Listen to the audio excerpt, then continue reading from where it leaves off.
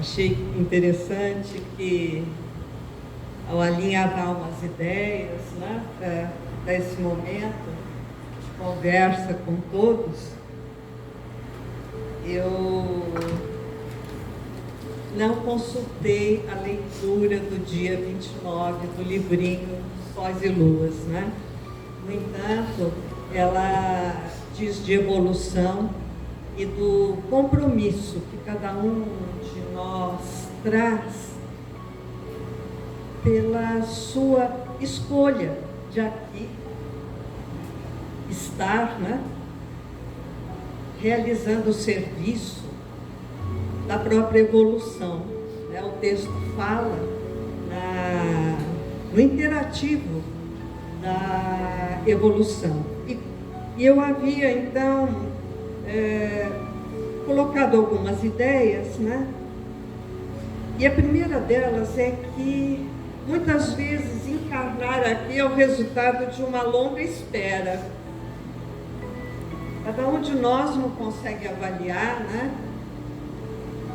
Não temos a menor ideia da nossa jornada espiritual, pregressa, antiga, né? Muitos de nós somos muito velhos, espíritos muito antigos. Minha avó até usava a palavra vetusto, que é uma palavra de 1900 e antigamente mesmo, século XIX, né? E a responsabilidade com esse momento culminante do nosso espírito, que é a oportunidade de estar em contato com a matéria e com os desafios que a nossa vida traz, porque estar nessa terra não é mole, não, é difícil, né? A cada dia nós temos que fazer face aos desafios da sobrevivência material, né? E principalmente da coexistência com todos os aspectos da nossa vida, inclusive os relacionais. E aí a grande questão, porque ninguém ocorre na nossa vida ou situações venham a surgir que não sejam enormes oportunidades espirituais que a nossa alma buscou. Porque existe todo um conteúdo de livre-arbítrio programático. E de repente a gente pode concluir que a gente está exatamente no lugar e nas situações que são as mais propícias para a gente agregar o que nos falta. Porque evolução é uma agregação daquilo que nos falta, né? A oportunidade da evolução, como diz o texto, né? E de alguma forma, cada vida é a nossa chance de deixar a nossa assinatura e a nossa marca. Uma das coisas que mais chama a atenção quando a gente vê o processo histórico é a arqueologia e o estudo da pré-história, principalmente em duas cavernas, uma que tem na França e outra que tem na Espanha. Uma é em Lascaux, na França, e outra em Altamira. Nessas duas cavernas, um ser pré-histórico, humano, nosso ancestral, lá de trás, né, teve a preocupação de gravar a sua mão na pedra, através do uso provavelmente de resinas, de carvão e do próprio fogo depois aplicado àquilo. Então ele contornou a sua mão. Isso é uma coisa milenar, deixando a sua assinatura e o atestado da sua presença naquele momento exato, tempo e espaço da sua existência. Isso não é diferente daquilo que acontece conosco. Que tipo de marca, de label, né, nós estamos deixando na nossa vida, né? Nós temos essa chance de deixar a assinatura, principalmente daquilo que a gente conseguiu fazer como salto qualitativo, né? Uma criança, quando começa a engatinhar, e a primeira vez que ela se levanta e dá os seus primeiros passos, ela está exercitando um salto qualitativo, em que há toda uma complexidade cerebral, nervosa, muscular, né? E total acontecendo. Não é diferente isso sobre o aspecto emocional e psíquico. E existem algumas pistas comprovadamente auxiliares, facilitadoras, que nós podemos levar em consideração, né? Interessante é que a gente percebe, por exemplo, Francisco de Assis, né? Ele era de uma família abastadíssima, o pai dele, um comerciante realmente rico, né? E quando ele se despiu diante do pai, porque o pai contestava, né, a vontade que ele tinha de fazer uma opção de vida completamente diferente daquilo que ele podia ter herdado naturalmente, né? E ele diz assim, quando ele fica nu diante do pai, na praça pública, né, dizendo: eu estou me despojando de tudo para fazer o serviço do impulso da minha alma, ele falou assim: eu estou exercendo o compromisso de um miserável. Como ele se considerava, né, de alguma forma tão limitado e empobrecido espiritualmente, a ponto de se considerar assim e dizer: a agregação, a riqueza que eu procuro é outra. É para minha miséria moral e espiritual. Francisco de Assis, né? E ele reforçava isso para todos os seus seguidores à medida em que ele começou, num primeiro momento, a construir pequenas capelas com as pedras que ele encontrava no caminho. O primeiro exercício de humildade dele foi de ser um construtor, né?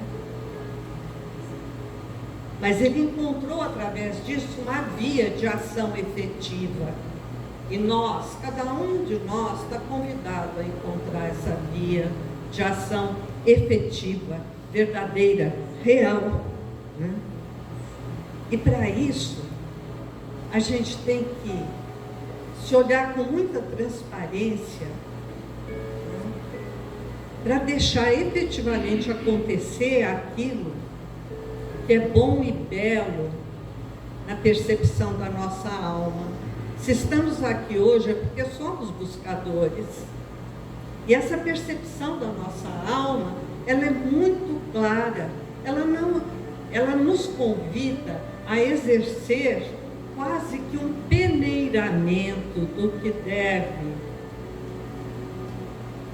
passar e prosseguir, e aquilo que tem que ficar retido e depois transmutado. Eu tive o privilégio, né, de há 20 e tantos, quase 30 anos atrás, conviver com um grupo de pessoas, um grupo terapêutico de formação. Eram pessoas, mais de 40 pessoas, de todos os lugares, né, do estado de São Paulo. E o privilégio de receber a presença durante um ano de um psiquiatrão de origem nativa norte-americana. Era um indiano, mas ele era um psiquiatra junguiano, que levava em consideração o poder da figura, da imagem, as imagens que curam na nossa vida, né? E quando ele foi embora, ele deu a cada um de nós um dream catcher, que é um filtro de sonhos, né? Parece uma peneira, né? Em geral tem aquelas penazinhas com pontas, né? Porque é um trabalho artesanal, mas ele tem um sentido simbólico na cultura tradicional nativa norte-americana, dos xamãs, curadores, médicos, né? E, em geral, que exercia o papel também de psiquiatra da turma, né? Da tribo, né? E esse Dreamcatcher é para lembrar a cada um de nós que nós temos a possibilidade de filtrar aquilo que vale a pena para as nossas vidas e aquilo que realmente é disfuncional e que precisa ser transformado e transmutado. Muitas vezes nós vamos em busca de auxílio, e isso é importante, mas, em primeiro lugar, a alma nos fala em termos do desconforto corporal que se produz quando a gente sabe que está no desalinho e a gente não presta atenção. O corpo fala e a alma fala através do corpo. É por isso que ela está aqui num processo evolutivo na vida física, né?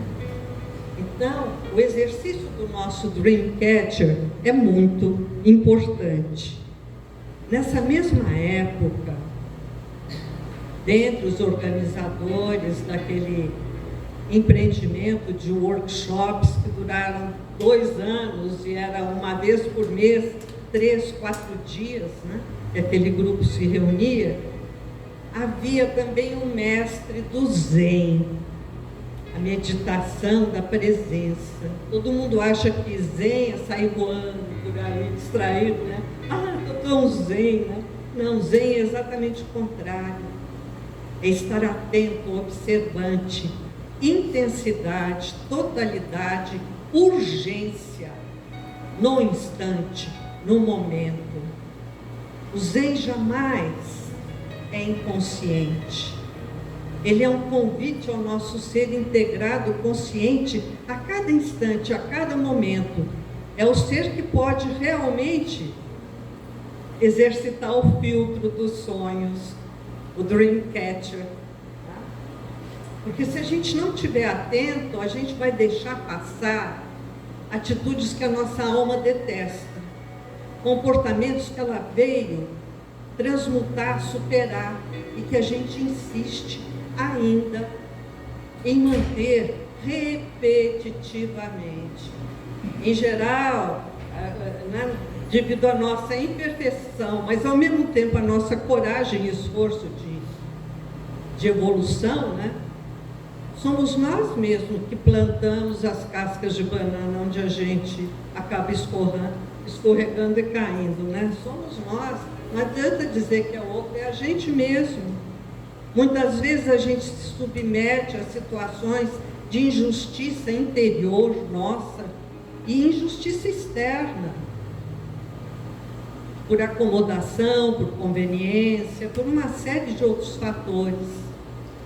Isso é não exercer o Dreamcatcher, o peneirar, aquilo que tem que passar, prosseguir e fluir na nossa vida,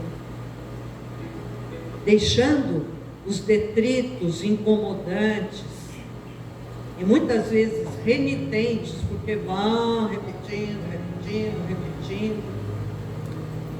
a ponto da gente ficar cansado da gente mesmo muitas vezes. Olha eu aí outra vez. Olha eu aí outra vez. Essa intensidade, totalidade, urgência, atenção ao desconforto que o corpo muitas vezes está gritando para a gente em determinadas situações ou modos, né, como diz, né, os presidiários falam muito para os advogados, o modus operandi, né, a nossa forma de atuação, muitas vezes repetitiva, em que a gente cai sempre na mesma cilada, né? E outra coisa importante, o desenvolvimento cada vez maior da nossa capacidade de estarmos inteiros, mesmo em situações limite. No grupo de Ribeirão Preto, ligado a esse mestre de meditação, ele gentilmente organizou uma aula para nós toda segunda-feira à noite na casa dele. Mas ele era um francês e ele nos esperava com um carinho imenso, puxava os tapetes de dentro de casa e levava para uma área lá fora, né? Uma gentileza imensa. E a gente chegou numa segunda-feira lá e percebeu que tinha uma festa na casa do lado, mas era uma festa barulhenta, ruidosa, o pessoal estava no excesso total, né? E aí nós dissemos, era um grupo pequeno de 10 pessoas, dissemos a ele, não, a gente volta a semana que vem, né? Ele falou, mas como? Quer situação melhor do que essa para exercitar a meditação? Ele disse, eu conheço meus vizinhos, eu sabia que ia ser assim, então eu fui buscar uma série de pequenos seixos, aquelas pedras brancas de decoração de planta, né? Brancas, redondinhas, né? E deu uma para cada um. Ele disse, coloquem aí no chão, todo mundo se posicionou nos tapetes da forma meditativa e olhem para a pedra e vocês vão rotular a pedra, pedra branca, pedra branca, pedra branca, durante 40 minutos. E aí a gente percebeu que não havia mais ruído.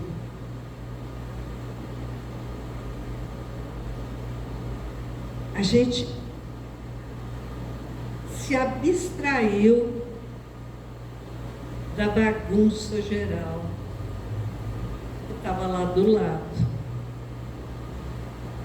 Quando terminou o momento meditativo, estava cada um absolutamente sereno e num estado de unidade com a pedra branca que tinha colocado sobre o tapete, cada um de nós sentado. Por que eu estou contando isso? Porque muitas vezes nós perdemos completamente o eixo central nosso e entramos naquele ruído, esquecendo quem está no comando. Em cada um de nós mora um espírito experimentado, milenar. Quantas experiências cada um de nós já viveu? E o que cada um de nós se propôs como evolução a realizar, a agregar, a depurar, a melhorar nessa vida? E é por isso que nós estamos aqui, né? Em geral, para a gente poder colocar o contrário daquilo que é algum comportamento predominante em nós e que nos prejudica. Se a gente conhece-te a ti mesmo, né? Cada um de nós sabe onde tropeça sempre, né? Sob o ponto de vista de temperamento, de crenças muitas vezes limitantes, negativas, né? E aí eu vou contar uma das coisas que aconteceu num desses workshops de formação, né? Todo mundo foi muito entusiasmado, levando malas, sempre a gente ia para um lugar que era ou uma pousada, ou uma chácara, onde houvesse acomodação para todo mundo, né? E a proposta daquele fim de semana era trabalhar sobre o ponto de vista psicológico, psíquico, os 4 elementos em nós. Ou seja, terra, água, fogo e ar. E a proposta é que a gente levasse, de alguma forma, roupas para fazer um figurino para cada um dos elementos. Então, foi assim aquela construção, todo mundo preparando antes, cada um chegou com uma mala mais do que super recheada de coisas, né? Bom, e chegou o tal do momento, durante o sábado inteiro, um trabalho maravilhoso, do ponto de vista psicológico, com técnicas terapêuticas, tudo mais. E no sábado à noite, era a hora da gente acabar se vestindo do elemento que a gente escolhesse. Então, cada um de nós, era um salão imenso, colocou no chão, diante de si, todos os trajes que levou, né? Terra, água, fogo, ar e fogo. Né? Tudo bem, né? E eu juro que eu queria muito me vestir com a roupa que eu escolhi para a água, né? Eu estava de olho naquilo, eu falei, é para já, né? E aí veio a grande surpresa, só que quem vai escolher o elemento são os outros. Resultado, né? A coisa mais interessante. Escolher o fogo, exatamente o oposto da água que eu queria, né? E aí foi uma troca de coisa, todo mundo se vestindo diferente, né? Os que escolheram para a gente, por exemplo, quem escolheu devia ser fogo, veio e me vestiu de fogo, muitas vezes usando coisa que o outro tinha trazido, né? E foi fantástico, porque depois aqueles do elemento fogo tiveram que dançar a música para o fogo, os da água, a música para a água, e assim por diante. Eu só sei que aquela noite eu saí num estado tão glorificado para ir para os aposentos que eu dormi com a maquiagem, colocaram um rabo de cavalo desse tamanho, sabe, um aplique, e fizeram uma maquiagem, eu de vermelho e preto. Eu tinha levado um vestido todo cru, sabe, uma túnica assim, parecia uma musseline para água, porque eu queria água, né? E, no entanto, a pessoa que foi vestir aquele traje que eu levei era justamente uma moça, né? Era cantora, linda, cabelo ruivo até aqui. Quando ela entrava nos primeiros workshops, ela entrava andando assim, todo mundo ficava até meio assustado com ela. E no fim, ela acabou se vestindo com a minha roupa de água.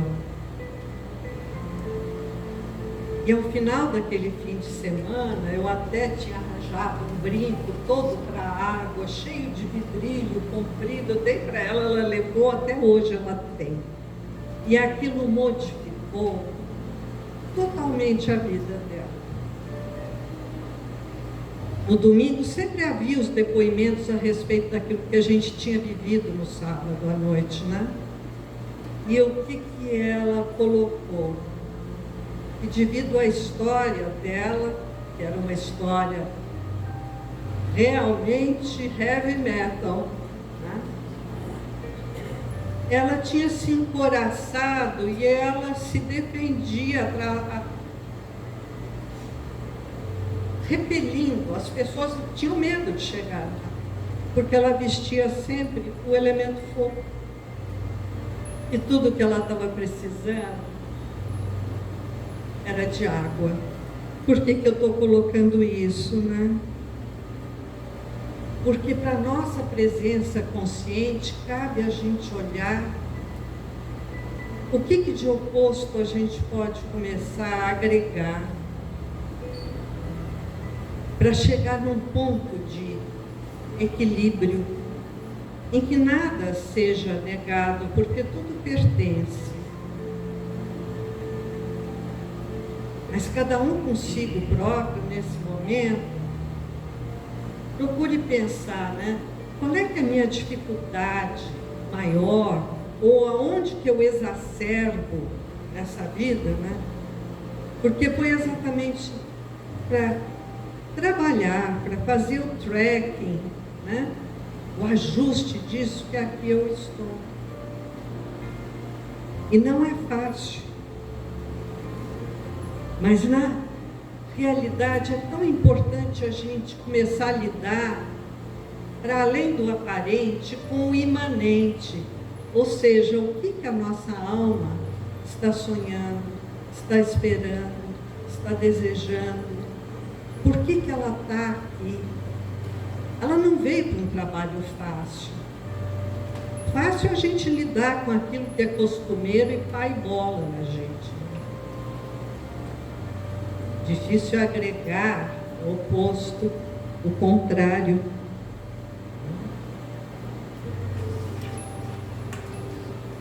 Uma vez, há muito tempo atrás, eu trabalhei com um grupo profissional que era muito agitado. Tem alguém que sabe disso aqui, né? E eu pedi, né, entre os quesitos para o workshop, né, que cada um levasse o seu travesseiro, né? Porque era um dia inteiro de trabalho, e depois do almoço, planejei um momento daquele grupo grande, eram professores universitários, né, mas eram muito agitados, e que eles se deitassem, que nem criança, no travesseiro que levaram de casa, porque aí haveria um momento depois do almoço para aquele sossego. E a alegria daquelas pessoas, quando depois se tocou o sino para voltar e continuar o trabalho, né? Como nós temos a necessidade de nos completar, de colocar o contrário em nós. E é para isso que nós estamos aqui, porque nós somos uma consciência em viabilização. É isso que a nossa alma pediu para estar na vida física. E evolução é isso. Que cada um de nós, nesse momento, pense profundamente no que necessita agregar, né? De que forma a gente pode encarar a nossa totalidade com boa vontade. Existe um autor, o Gurdjieff, né, que fala muito na ciência psíquica sobre isso, né?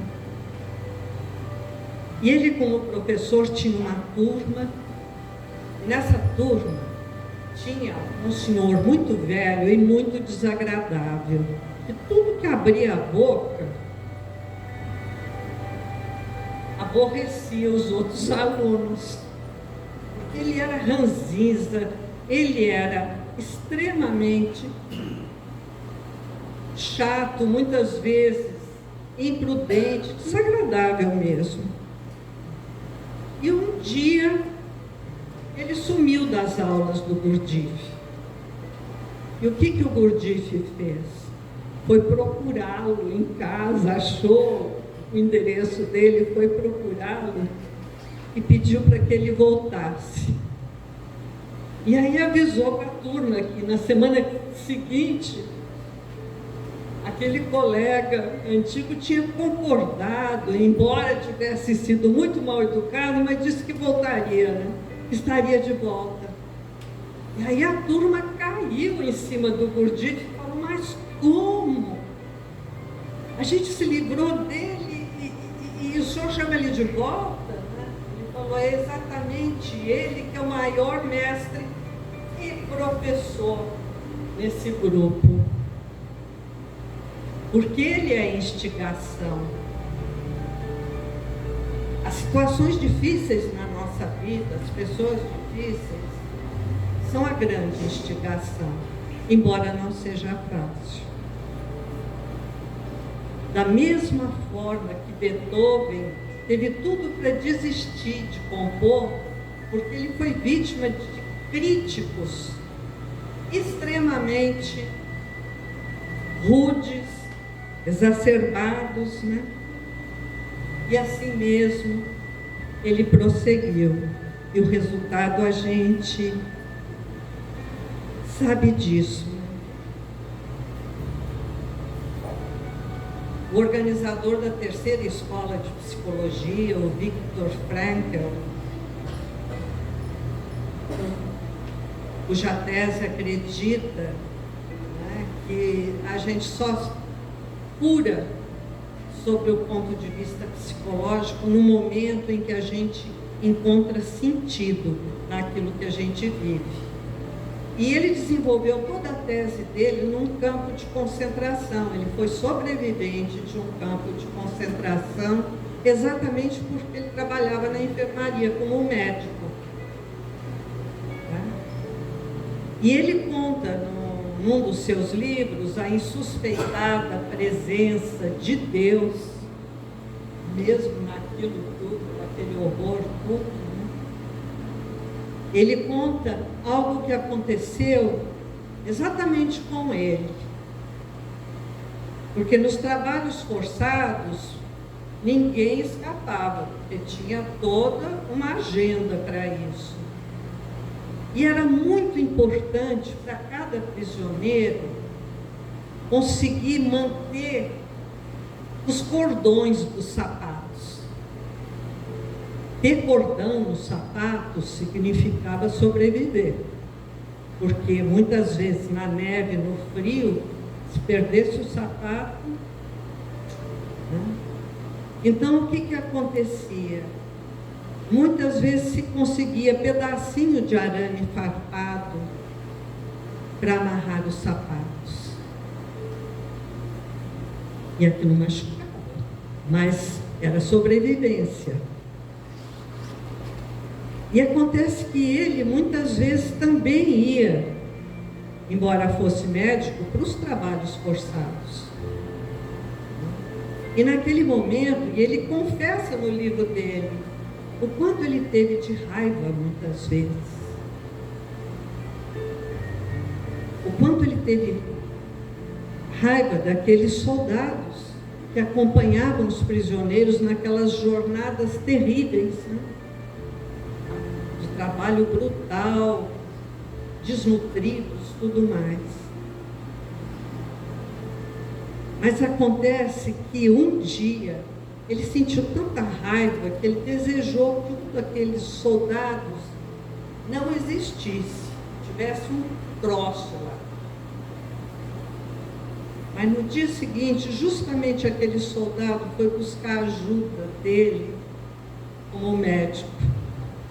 E aí contou a história e a infância dele. E aí ele compreendeu e entendeu muita coisa.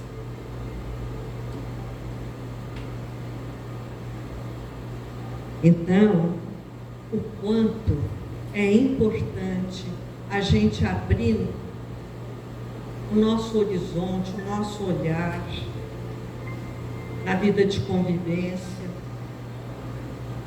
naquilo que hoje nos traz aqui, muitas vezes, que nos incomoda, nas dificuldades que cada um de nós está vivenciando nesse exato momento, e perceber que histórias humanas interagem nesse grande teatro chamado vida na Terra. E o quanto é importante, né, a gente ver com consciência, compaixão e autocompaixão, principalmente.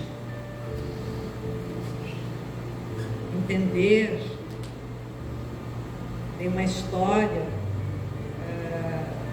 de um mestre meditador, né, que tinha um discípulo que era muito difícil.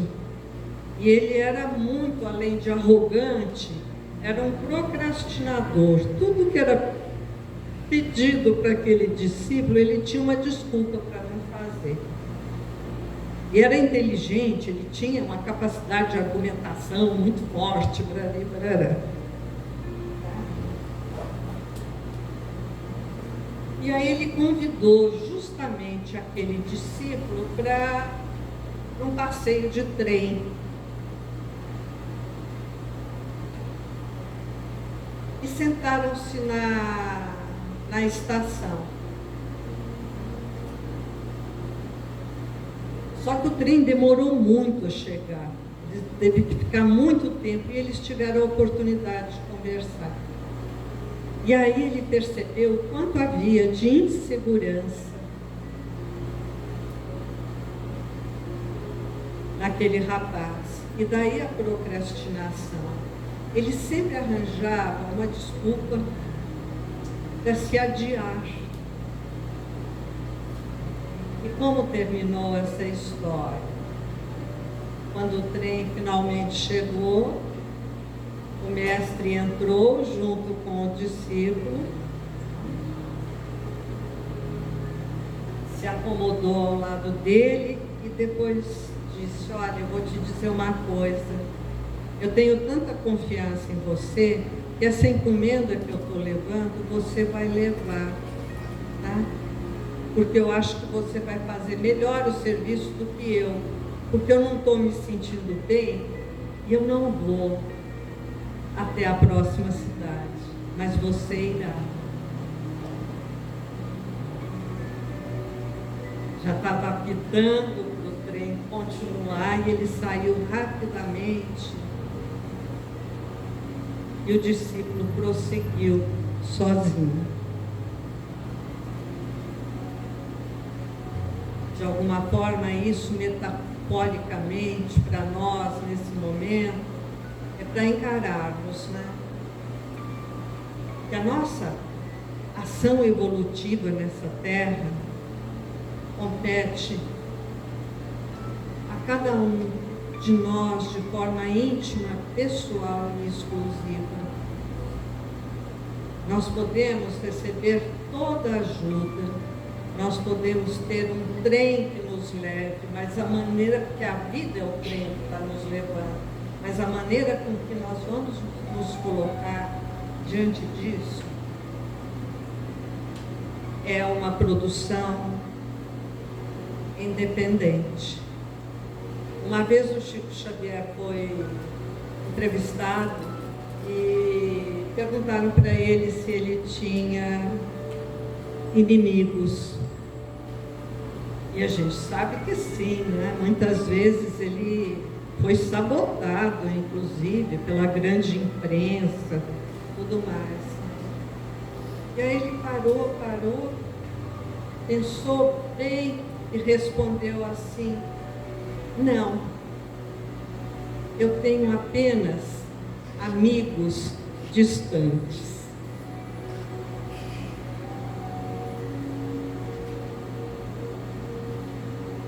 Que nós possamos encarar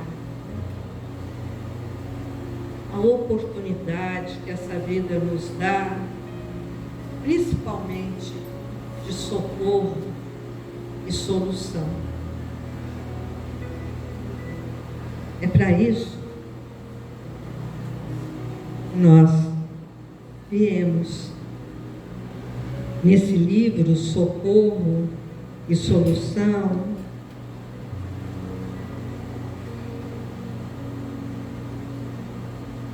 Existe um momento em que o José Carlos de Lucas diz assim: Jesus afirmou que o maior de todos os homens seria aquele que mais servisse. Portanto, o maior investimento no Banco Celestial é servir em primeiro lugar a si próprio e depois ao próximo. compartilhando os recursos que Deus nos deu em maior abundância. Servir é um dos verbos mais difíceis de conjugar em nossa vida, porque a maioria de nós ainda não sabe fazer. Muitas vezes colocamos sobre a vida, sobre o outro, a responsabilidade de um serviço de autoatualização, porque a vida, e se acreditamos que são várias, né? Cada reencarnação é uma oportunidade de autoatualização. Alguém que trabalha, né, usando a psicologia para as empresas, né, escreveu esse livro, O Poder da Solução. E logo no prefácio, o Shinyashiki diz assim: você nasceu para ser feliz, apesar de muitas vezes aquela música dizer que tristeza não tem fim, felicidade sim.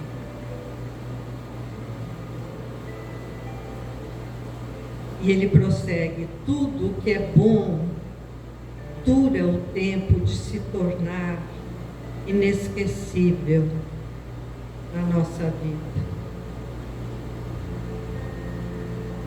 O momento da dificuldade, muitas vezes, é um momento grandioso e bom, e se tornará inesquecível. O quanto é comum a gente ver pessoas dizerem: nossa,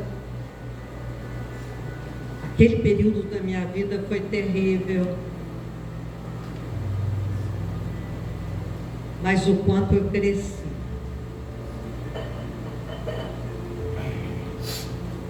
E aí ele diz assim: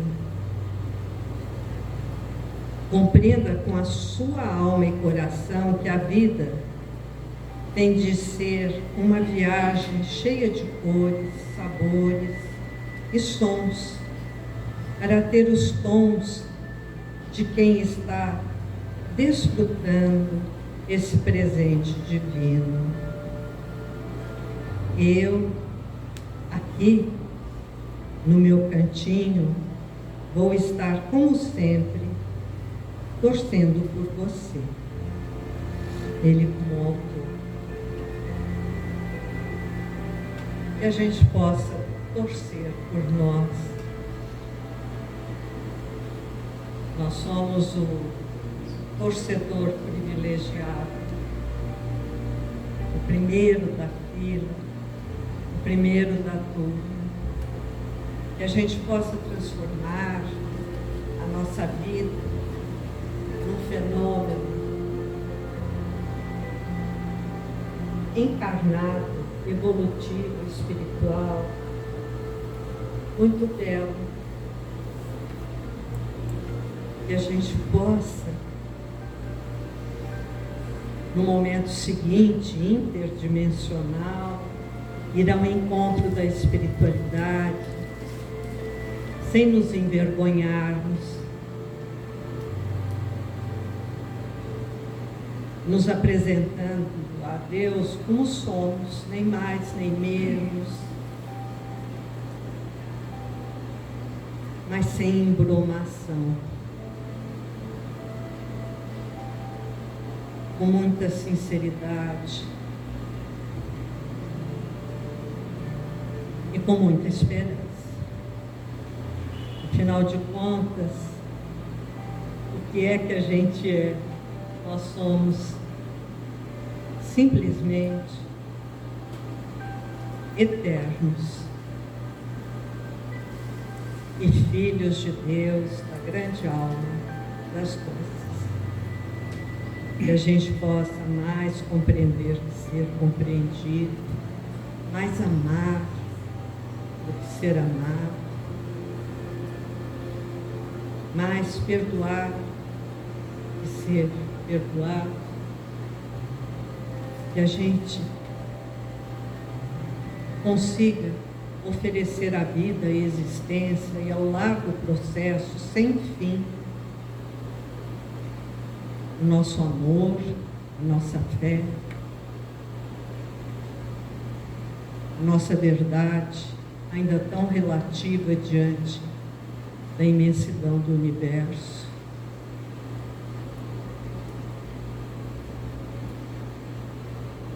Que a gente busque beleza, bondade e, principalmente, encontrar formas de alinhamento ao nosso espírito, pois ali está a semelhança com Deus.